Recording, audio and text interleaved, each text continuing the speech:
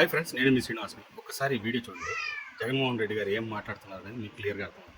తర్వాత నేను దీని మీద అభిప్రాయం చెప్తాను.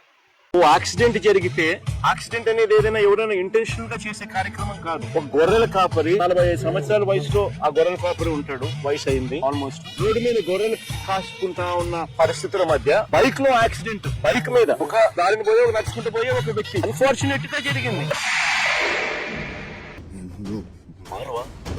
108 కు ఈ పిల్లోడు ఫోన్ చేయడమే కాదు, సిపిఆర్ కూడా, అంటే వాళ్ళ నాన్న డాక్టర్ కాబట్టి ఈ పిల్లోడు కూడా చూసి సిపిఆర్ చేస్తే, అంటే చెస్ట్ సిపిఆర్ అంటే ఫుల్ చెస్ట్ హార్ట్ పంప్ చేసే సిపిఆర్ది వాళ్ళ ఆయన చేయడం చూసి ఆరాటపడి ఆ మనిషిని బ్రతికించానని చెప్పి సిపిఆర్ కూడా చేసినాడు.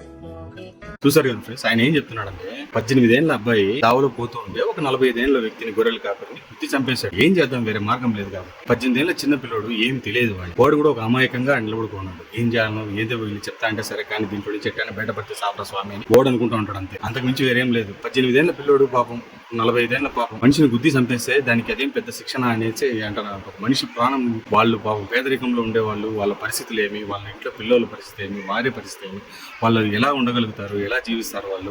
ఆ ఇంటికి ఆయనే పెద్ద దిక్కు అయినప్పుడు ఇంకా అలాంటి మనిషి పోయినప్పుడు వాళ్ళ బాధ వాళ్ళకు ఉంటుంది కదా. ఇవన్నీ కాకుండా వాళ్ళకి ఏదైనా నష్టపరిహారం చెల్లించడమో లేకపోతే వేరే ఏదైనా మార్గం చూపించాలి. కానీ అంత తప్పనిసరి మీరు ఎంతసేపు మాట్లాడినా ఆయన వాడు చేసింది తప్పు కాదని చెప్పడం. అంతేకాదు, వాళ్ళ ఆయన డాక్టర్ కాబట్టి ఈయన సిపిఆర్ చేసినాడు. సిపిఆర్ ఫుల్ ఫామ్ ఏంది అని ఓడిని అడుగుతున్నాడు. వాడి పిల్లడు వాడికి కూడా తెలియదు, ఎందుకంటే వాళ్ళ ఆయన డాక్టర్ కాబట్టి ఓడికి సిపిఆర్ అంటే తెలియదు అనమాట. సిపిఆర్ అంటే కార్డియో పుల్మనరీ రెసిస్టేషన్ అన్నమాట. అది మనకు తెలుస్తుంది కానీ ఆయనకు తెలియడం లేదు. ఇంకెప్పటికీ నేర్చుకుంటాడు. ఇంకెప్పుడు నేర్చుకొని వచ్చి ఇట్లా ప్రెస్ మీట్లు పెట్టేటప్పుడు కొంచెం జాగ్రత్తగా మాట్లాడండి అని ఎన్నో రకాలుగా వీడియోలు చేసి కామెడీలు చేసి ఇన్ని రకాలుగా చెప్తానే కూడా ఆయన మళ్ళీ అదే విధంగా మాట్లాడుతున్నాడే తప్పనిసే వేరే ఏం లేదు. మీరు ఎంతసేపు చూసినా కూడా ఆయన పక్కన నిలబడుకుని మాట్లాడుతున్నారు కానీ ఆ చనిపోయిన వ్యక్తికి పోయి అక్కడ పోయి వాళ్ళని పరామర్శించడం అవన్నీ ఏం లేదు.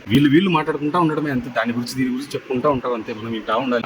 ఎవరు చనిపోయినారో వాళ్ళ ఇంటికి పోయి పరామర్శించి ఏదో 10 రూపాయలు మన దగ్గర ఉండేది వాళ్ళ దగ్గర చేతిలో పెట్టి నాయన ఇంకా ఏదైనా మేము మన దగ్గర అందరి దగ్గర చేర్చిస్తామని చెప్పడము ఇవన్నీ చేయాలి. కానీ ఏదైనా ఒక ప్రమాదం జరిగిందంటే అడవి చెప్తారు, మేము మా ప్రభుత్వం వచ్చినప్పుడు ఖచ్చితంగా నీకు 1 నెల కల్లా నీ చేతిలో డబ్బు పెట్టేస్తాం అనేది. అదే ఇప్పుడు అన్ని లక్షల కోట్లు ఉండేవాళ్ళు ఏం చెప్పేదోళ్ళు ఏదో ఒక 2 లక్షలు 3 లక్షలు వాళ్ళ చేతిలో పెట్టేసి వచ్చేయండి, ఇది మా పరిస్థితి అమ్మా, మీ దగ్గర మేము గట్టిగా మాట్లాడి మీకు ఏదైనా చేయిస్తాం అట్లా కదా చెప్పాలి. అంతే ఫ్రెండ్స్, మీకు ఏమనిపించిందో నాకు కమెంట్స్ రూపంలో తెలియజేయండి. నేను దీని గురించి ఎంత చెప్పినా ప్రయోజనం ఏం లేదు.